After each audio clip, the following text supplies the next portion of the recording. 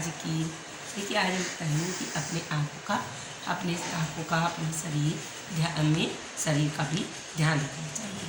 आज का हमारा सत्संग का पॉइंट है आँखों। देखिए शरीर में सबसे महत्व हमारा अंग जो है आँखों। आँख से ही हम सब कुछ देख सकते हैं।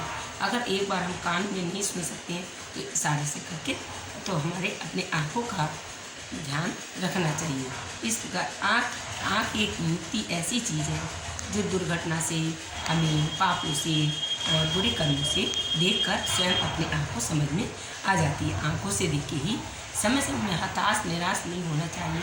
इसे अपनी ज़िंदगी का एक अहम का हिस्सा समझना चाहिए। अगर हमारे पास आँखें होंगी तो हमारा मन, क्रम, वचन और तीनों ध्यान आँखों से देखकर हम कर सकते हैं। इस तरह से उसे अपनी ज़िंदगी का बड़ा बोझ न बने और मन में समय समय पर उलझन न आने दें। आँख न होने के कारण उसे कोई भी प्यार नहीं मिल सकता है, न कोई आदर सम्मान मिल सकता है। इस तरह से अपने जीवन को मिले और अपने आँखों से देखकर अपने आँखों पर समझौता करें और समझने की कोशिश करें। उसे एक युवक मिला और युवक उस युवती का बड़ा ही ख्याल रखता था। इस युवक ने जिंदगी से आने से युवती के अंदर जीने की इच्छा पैदा हुई। उसी युवक की आवाज़, उसकी बातें बहुत अच्छी लगती थी। युवक ने उस लड़की से कहा, कुछ भी हो जाए तो मैं तुम्हारी आँखों के आसपास ही रहूँगा। तो मेरा वादा है कि तुम दुनिया को अपनी आँखों से देख सकोगी।